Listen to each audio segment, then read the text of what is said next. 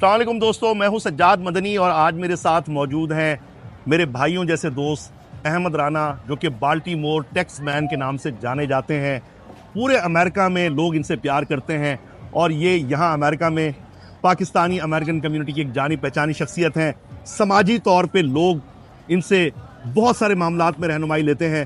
ख़ास तौर पे जो DMV एरिया है, मैरीलैंड, वर्जीनिया, बाल्टीमोर, वहाँ पे जो पाकिस्तानी अमेरिकन कम्युनिटी है उसके मजहबी मामलात में, उसके समाजी मामलात में, उसकी सियासी मामलात में अहमद राना बढ़ चढ़ के हिस्सा लेते हैं।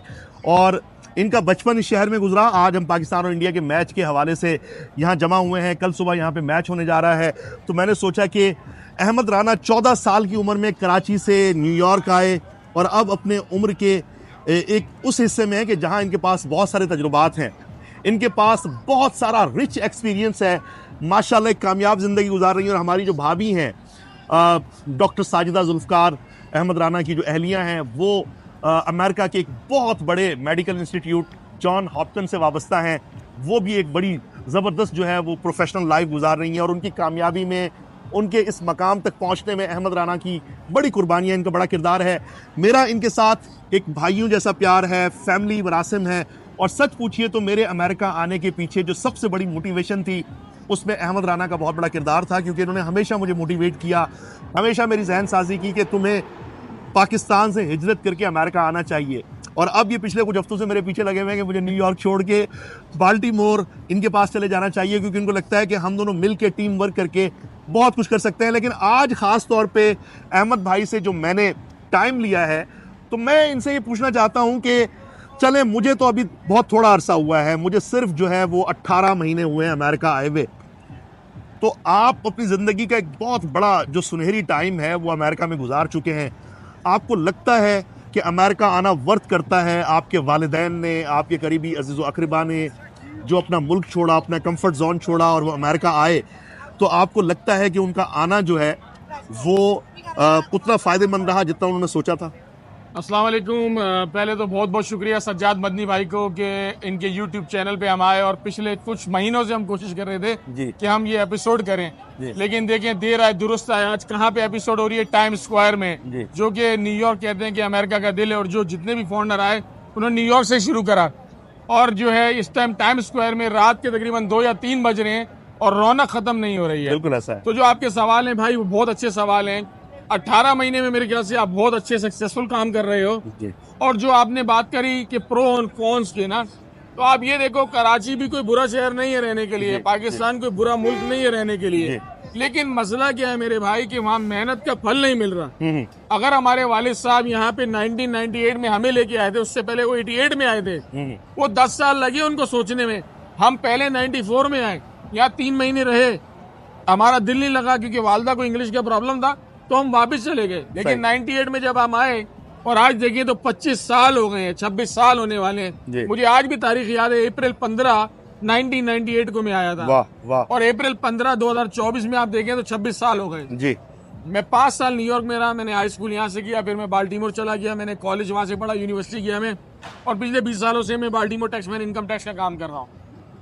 तो इस कंट्री के अंदर जो अगर आप कोई भी मेहनत करो, सही कोई भी काम करो आप और दिल लगा के करो, उसका फल है। सही पाकिस्तान में है, लेकिन भाई वहाँ मसले मसाइल बहुत ज्यादा है। हमारे लोग ये नहीं समझ रहे कि यहाँ पे प्रॉब्लम क्या है और क्या नहीं हो रहा।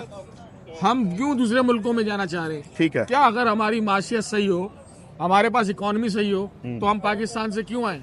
हम पाकिस्तान में रहें। तो भाई ये तो हमें मेहनत करके यहाँ सिला मिल रहा है ना। सही है। मैं यहाँ पे जितना कर रहा हूँ, मेरे और कजन भी तो हैं पाकिस्तान में, आपके रिश्तेदार हैं, मेरे रिश्तेदार हैं, वो क्यों नहीं वहां तक पहुंचे? हम लोग क्यों यहाँ तक पहुंचे? आज आपके पास ये अच्छी गाड़ी है, अच्छी रिहाइश है, अच्छा खाना पीना है, या कोई आपको नहीं कहता कि भाई आप मुसलमान हो, हिंदू हो, क्रिश्चियन हो। और खास तौर पे फिरका वारियत नहीं है, बिल्कुल है, मस्जिदें अलग अलग बनी हुई हैं, लेकिन एक आम आदमी को कोई लेना देना नहीं है यहाँ पे। उसने काम पे जाना है, घर आना है, अच्छा खाना खाना है, रोटी कपड़ा मकान, भुट्टो साहब ने कहा था, उसको फॉलो कर रहे हैं आप। ठीक है।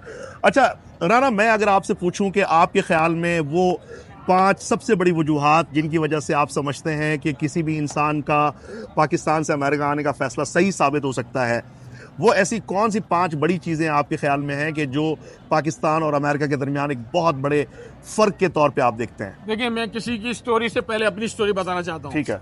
मैं केजी से किंडरगार्टन से फर्स्ट ग्रेड से पीएफ डिग्री कॉलेज शार फैसल कराची में किया 8 ग्रेड तक। आपको याद है 92 का ऑपरेशन कराची का? जी बिल्कुल याद है। आपको याद है वो 94 के 95 के हालात खराब होना?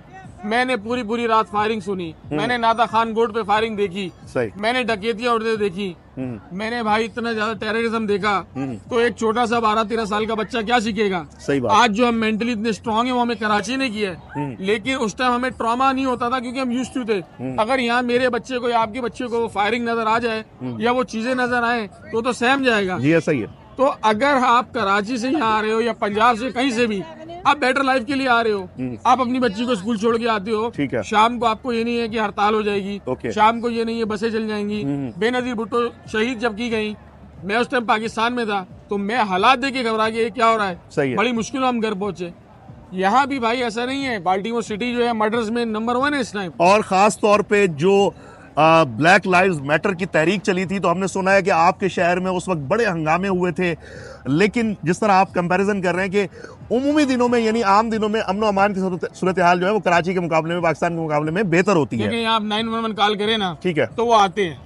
ओके। आप मेडिकल के लिए जाओ, वो पहले नहीं कहते कि आप पैसे जमा कराओ, पहले वो आपका इलाज करते हैं। सही है। बिल वो बाद में भेजेंगे, ठीक है। आप पे करोगे, किससे बनाओगे या डोनेशन से होगा, वो बात की हड्डी है। पहले बंदे को बंदा समझते हैं। सही है। आप 911 पे जॉन बोलो, मोहम्मद बोलो, खान बोलो, क्रिस्टोफर बोलो, कुछ भी बोलो, या अपना विराट कोहली बोलो, वो ये नहीं देखेंगे आपका रिलीजन क्या है, आपकी कास्ट क्या है, आपका सिस्टम क्या है, आप कौन सी नेशन से बिलोंग कर रहे हो। ह्यूमैनिटी, ठीक है, ह्यूमैनिटी मैटर।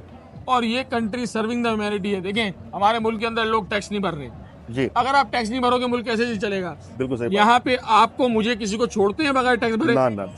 आप यहाँ पे शॉपिंग करने जाते हो, 6% मैरीलैंड का है, 9 या 10% न्यूयॉर्क का है, सेल टैक्स लेते हैं ना आपसे? बिल्कुल लेता है। ठीक है। क्रेडिट कार्ड ट्रांजैक्शन फी यहाँ देते हैं ना हम लोग, फोन के बिल पे टैक्स है, बिजली पे टैक्स है, खाने पे टैक्स है, पानी पे टैक्स है, हर चीज पे यहाँ बिल्स है ना जी। तो भाई वहाँ भी है, लेकिन वहाँ कितने लोग भरते हैं? वहाँ पे कुंडे लगे होते हैं। यहाँ कभी आपने अमेरिका में कुंडे लगे हुए देखा है? आज यहाँ 3 बजे हम बैठे हुए, पूरी दुनिया घूम रही है, यहाँ 10,000 किस्म के लोग घूम रहे हैं, कोई किसी को पूछ रहा है? ये चीज अगर हमारे पाकिस्तान में हो, हम ना आए। पाकिस्तान कोई बुरी कंट्री नहीं है, लेकिन जाहिर है इस कंट्री को 250 साल हो गए हैं और पाकिस्तान को बने हुए 75+ साल हुए हैं, तो टाइम लगेगा। एजुकेशन है लैक। हम लोग रट्टा लगा लगा के एक एजुकेशन करते हैं, लेकिन स्किल नहीं सीखते। यहाँ पे आप मुझे बताओ कि यहाँ अपार्टमेंट बिल्डिंग में रह रहे हो, आपका नलका खराब हो गया या आपका लीकेज हो गई, आपके बाथरूम में प्रॉब्लम है या कोई चूहों का मसला है, आप कंप्लेन करते हो विदिन 48 आवर, वो कंप्लेन सही करते हैं? जी बिल्कुल ऐसा। भाई हमारे वहाँ पे पानी नहीं आ रहा, बिजली नहीं आ रही, गैस नहीं आ रही, पेट्रोल का मसला है, तो भाई वो मसला तो हुक्मरानों ने सही करना है। सही है, सही है। तो ख़वातीन हज़रात, आपने सुना कि अहमद राना का कहना यह था कि यहाँ इंसान को वो बुनियादी सहूलियात जो वो डिज़र्व करता है वो मिलती हैं और उसके एवज़ उससे टैक्स भी वसूल किया जाता है। बल्कि यहाँ जो IRS है, टैक्स का महकमा है, उसको इतने ज़्यादा इख्तियारात दिए गए हैं कि वो जब चाहे, जहाँ चाहे, जिसको चाहे वो जाके उसको पकड़ सकता है।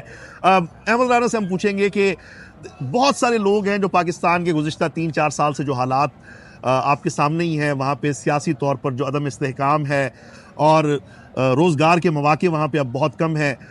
बड़ी तादाद में लोग अमेरिका आना चाहते हैं, लेकिन वो आने से पहले कोई प्लानिंग नहीं करते। वो समझते हैं कि जनाब हम जब JFK पे पहुँचेंगे तो बाहर फूलों के हार लिए लोग हमारा इस्तेमाल करने के लिए खड़े होंगे, हम वहाँ जाएंगे और फ़ौरन ही हमारे सारे काम जो है वो एक इशारे पे होना शुरू हो जाएंगे। उन्हें इस बात का अंदाज़ा नहीं होता कि यहाँ आने के बाद अगर आप पहले से तैयारी ना करें तो आपको बड़ी मुश्किल सूरत हाल का सामना करना पड़ सकता है।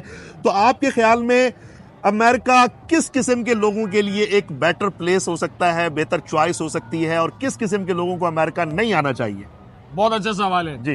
देखिए, अगर आप कराची से लाहौर भी मूव हो जी, लैंग्वेज डिफरेंट हो जाती है, बिल्कुल हो जाती है, खाने डिफरेंट हो जाते हैं, कल्चर डिफरेंट हो जाता है। लेकिन अगर आप वहाँ पे टेलर हो या वहाँ पे आप कंस्ट्रक्शन का काम कर रहे हो या बैंकर हो या IT का काम कर रहे हो, तो लाहौर में भी सेम है ना? बिल्कुल ऐसा है। अब मुझे एक बात बताओ कि डॉक्टर तो हर जगह ही डॉक्टर है ना, यहाँ USMLE पास करना पड़ता है, पाकिस्तान में भी कोई एग्जाम पास करना पड़ता है, राइट? जी बिल्कुल ऐसा है। तो भाई कोई स्किल आपके पास है तो आप कहीं भी कामयाब हो, ये तो पूरी दुनिया का असूल है।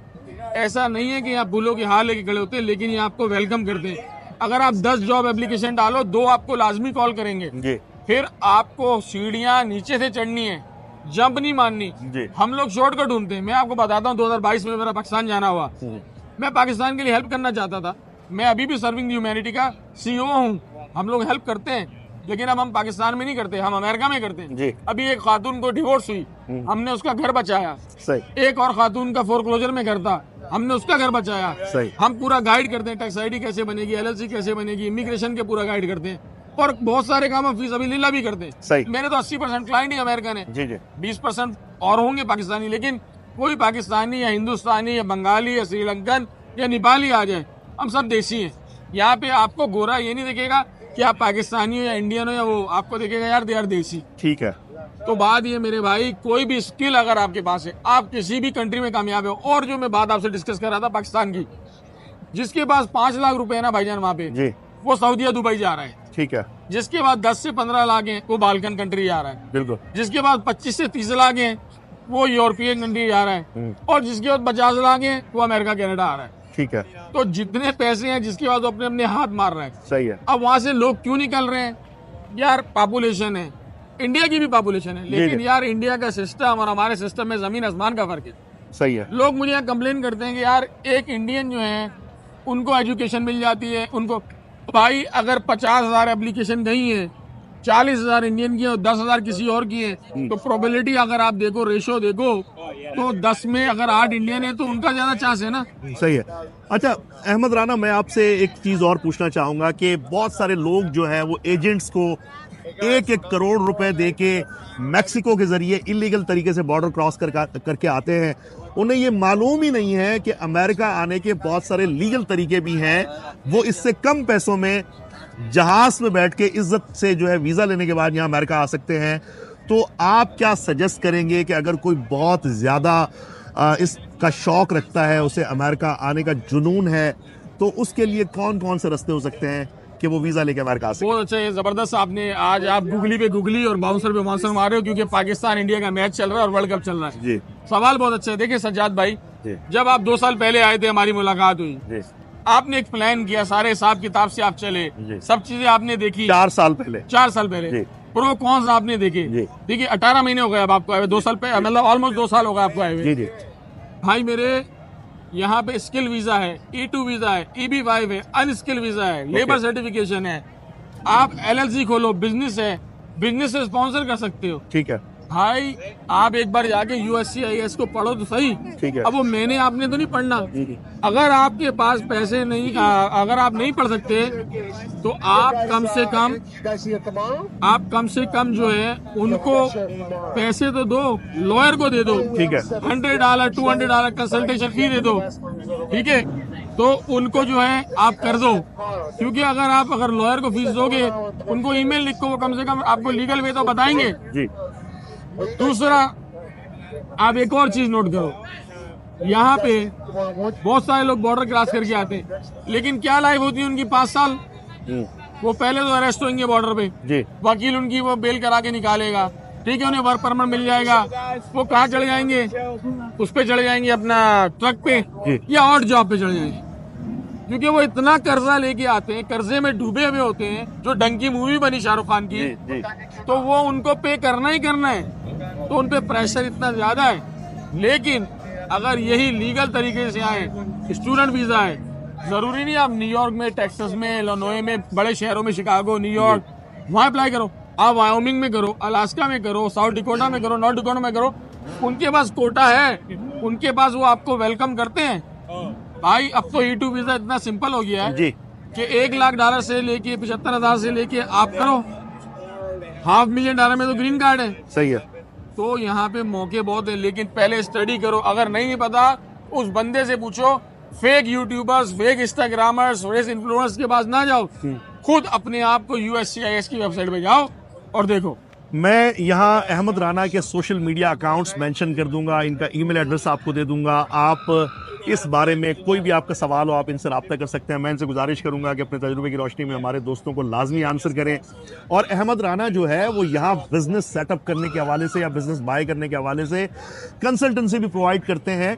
अगर आपको एग्जिस्टिंग बिजनेस यहाँ पे बाय करना है, कोई सर्विसेज का बिजनेस बाय करना है, कोई गैस स्टेशन बाय करना है, या कोई क्लीनिंग कंपनी आप खोलना चाहते हैं, कुछ भी आप करना चाहते हैं, यहाँ पे बहुत सारे ऑप्शंस हैं कि आप पूरी फैमिली के साथ पाकिस्तान में घर बैठे वीज़ा लेके अमेरिका आ सकते हैं।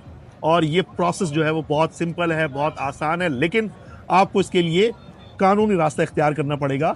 इंशाल्लाह हम आने वाले दिनों में उस पर भी बात करेंगे। अहमद राना, बहुत सारे दोस्त विजिट वीज़ा लेने के बाद यहाँ आ जाते हैं और वो विजिट वीज़े पे जॉब तलाश करना शुरू कर देते हैं। मैं ये पूछना चाहता हूँ कि उनका ये अमल आपके ख्याल में कैसा है? अगर उनकी इत्तला कोई हो जाती है आइस को या USCIS को, तो क्या उनके लिए कानूनी तौर पे कुछ मसाइल हो सकते हैं? और अगर यहाँ वो आते हैं तो फौरी तौर पे उन्हें सबसे पहले क्या देखना चाहिए और अपने वीज़े को क्या वो किसी दूसरी कैटेगरी में कन्वर्ट कर सकते हैं? देखिए, सबसे पहले तो सज्जाद भाई आप ये देखो कि पहली बात, आप आए यहाँ क्या करने थे? विजिट करने। तो अगर मैं आपके मुल्क में विजिट करने आ रहा हूँ और वहाँ के जाबे ढूंढ रहा हूँ, गलत है या सही है? बिल्कुल गलत है। गलत है ना?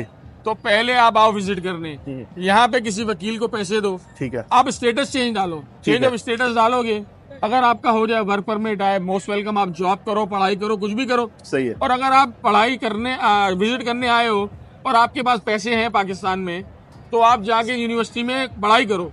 यूनिवर्सिटी आपका प्रोसेस खुद स्टार्ट करती है, उसके बिना पे आप जॉब भी कर सकते हो, स्कॉलरशिप भी मिल सकती है। सही है। चेंज ऑफ स्टेटस का फॉर्म लाजमी डालो आप। सही है। अगर आप वो फॉर्म डालते हो तो आपका 3 से 4 महीने में तो होगा ना, लेकिन आप लीगल तो रहोगे। यहाँ पे अगर आप इनलीगल हो गए और आप पकड़े गए तो कल को आपकी बदनामी अलग, मुल्क की बदनामी अलग। बिल्कुल सही बात है, बिल्कुल सही बात। और इस्लाम को हम फॉलो करते हैं, 5 टाइम हम नमाज पढ़ते हैं, कुरान को हम फॉलो करते हैं, लेकिन क्या हम रियली अल्लाह की मानने की बात करते हैं? लेकिन क्या अल्लाह को मानते हैं, लेकिन क्या अल्लाह की मानने की बात करते हैं? तो hello brother. Thank you. How are you? doing? I'm good. All right. What are you guys talking? We need love in the world. No war, brother. Yo, they're saying End the war right now. They're saying W in the chat. W in the chat. We need no war. America is the one that says no war. If America says no war, then there's no war. I want peace across the whole world, my brother. Thank you. Thank you, brother. Have a good one, brother. Thank you. Free Palestine. आपने देखा कितना कमाल का मुल्क है कि यहाँ freedom of speech हासिल है। यहाँ पे आप किसी भी चीज़ के बारे में अपनी राय देना चाहें। अमेरिका वो मुल्क है कि जहाँ दुनिया में सबसे ज़्यादा फ़लस्तीन के हक़ में आवाज़ बुलंद की जा रही है। उसका मुजाहरा अभी आपने देखा कि एक नौजवान आया और हमारी गुफ्तगू के दौरान उसने अपना मैसेज दिया। गुफ्तगू का सिलसिला आगे बढ़ाते हैं। तो बात वो कर रहे थे हम इलीगल जॉब की, बहुत मजा आया वैसे कि पहले वो एक फैमिली जानने वाली मिल गई, जी, उसके बाद 2 से 4 मिल रहे हैं, और फिर अब ये भी हो गया। तो ये देखें, अब आप पाकिस्तान में भी करते हैं, जुनेद अकरम कर रहा होता है या लोग बीच में आ जाते हैं, तो ऐसा नहीं है कि अमेरिका में लोग नहीं आते बीच में, यहाँ भी वही सिस्टम है। बिल्कुल आते हैं, हालांकि हम एक कोना ढूंढ के वहां पे बैठे हुए हैं ताकि हमें ज्यादा लोग परेशान ना कर सके, लेकिन यहाँ पे भी लोग आ रहे हैं। खैर, लेकिन जी, बड़ा मजा आया मुझे, बहुत मजा आया। और जैसे आपने कहा फ्रीडम ऑफ स्पीच, तो ऑफ कोर्स, तो इलीगल को जो आप जॉब ना करें, आप विजिट करने हैं तो विजिट रहें, ठीक है। दूसरा ये मेरे भाई, इमिग्रेशन का सिस्टम सिंपल है। ओके यार 300 मिलियन लोग यहाँ रह रहे हैं, राइट? वो सारे फॉरेनर ही तो आए थे जी। अमेरिका में तो जो रेड इंडियन है वो तो बहुत कम रह गए हैं, वो तो अपने इलाकों में रहते हैं। आज न्यूयॉर्क में देख लो, मैरीलैंड में देख लो, DMV, DC, Maryland, Virginia, Texas चले आओ, कराची के बाद सबसे ज्यादा लोग टेक्सास में रहते हैं, ह्यूस्टन में जी। तो आप ये देखो मेरे भाई कि यहाँ मौके हैं, तो आप उन मौकों को सही अचीव करो ना। फिर धोखे देने से आप कामयाब नहीं होते, काबे के चक्कर लगाने से लोगों को दिए हुए चक्कर माफ नहीं होते। बहुत खूबसूरत बात की। आखिरी सवाल अहमद राना से करेंगे कि आपने अमेरिका के फजाइल तो बता दिए, आपने हमें ख्वाब तो दिखा दिए, लेकिन यहाँ आने के बाद जो जिंदगी के मसले मसाइल हैं, जो यहाँ का एक महंगा लाइफ स्टाइल है, जो यहाँ की प्रॉब्लम्स हैं, उसके बारे में भी हमें बताएं ताकि हम ज़हनी तौर पर पहले से तैयार होके आएँ कि हमें ऐसा ना हो कि सर मुंडाते ही औले पड़े। पहले से हमारा जहन बना हुआ होना चाहिए कि ये मुश्किलात आ सकती हैं। इसका जवाब छोटा सा दूंगा क्योंकि एक एपिसोड इस पे करेंगे अपन। ठीक है। देखिए भाई, यहाँ पे कोई खीर नहीं मिलेगी, सही है, ठीक है। यहाँ पे कोई हलवा नहीं मिलेगा, सही है। यहाँ पे कोई केक नहीं है आपके लिए, ठीक है। तो आपको खुद ही पालाना है, यहाँ आटा भी खरीदना है, गूंदना भी है, बनाना भी है, सही है। लेकिन यहाँ आपको धंधा करने के लिए बहुत अपॉर्चुनिटी है, सही है। आप यहाँ LLC खोल सकते हो, पाकिस्तान में बैठ के भी आप LLC खोल सकते हो, लेकिन सही राह पे काम करोगे तो दुनिया नहीं, अल्लाह सबसे पहले हेल्प करेगा और दुनिया आपको फॉलो करेगी जी। तो बड़े बड़े यहाँ लोग आए हुए, आज बड़े बड़े नाम हैं, जिनके 250 रेस्टोरेंट हैं, जो मिलियनर्स हो गए, यार हमारे मुल्क में रहते शायद ना हो पाते जी। तो दिल छोटा नहीं करो, अभी इसी में रहो, अच्छे ख्वाब देखते रहो, आओ अमेरिका, फिर जो मेहनत का सिलसिला वो नेक्स्ट एपिसोड में। बहुत खूबसूरत बात की अहमद राना ने कि इस मुल्क में एक सिस्टम है, यहाँ आप अगर कारोबार करते हैं तो उस कारोबार को आगे ले जाने के लिए पूरा सिस्टम आपकी हेल्प करता है और हुकूमत भी आपकी मदद करती है। यहाँ आप एक इस बात से समझें कि एक आम पाकिस्तानी जो 1000 या $1500 लेकर आता है 10 से 15 साल में, वो हमें किसी मकाम पे दिखाई देता है। और कहा जाता है कि स्टीफन हॉकिंग अमेरिका की बजाय पाकिस्तान में पैदा होता तो किसी मज़ार के बाहर झूले में डाल के उससे भीख मंगवाई जा रही होती, लेकिन वो इस मुल्क में था कि जहाँ वो माजूर होने के बावजूद, डिसेबल होने के बावजूद भी उसकी तरक्की का सफ़र जो है वो रुका नहीं है। तो बहुत शुक्रिया अहमद राना, आपने आज हमें टाइम दिया, आप तशरीफ़ लाए, हमारे मेहमान बने। उम्मीद करते हैं कि हमारी जो गुफ्तगू है वो हमारे बहुत सारे दोस्तों को इससे बहुत कुछ सीखने को मिलेगा। आने वाले दिनों में आपसे दोबारा मुलाकात होगी। अपने मेज़बान सज्जाद मदनी को इस दुआ, इस उम्मीद, इस यकीन के साथ इजाज़त दीजिए कि आपसे बहुत जल्द दोबारा मुलाकात होगी। अल्लाह हाफ़िज़ नासिर।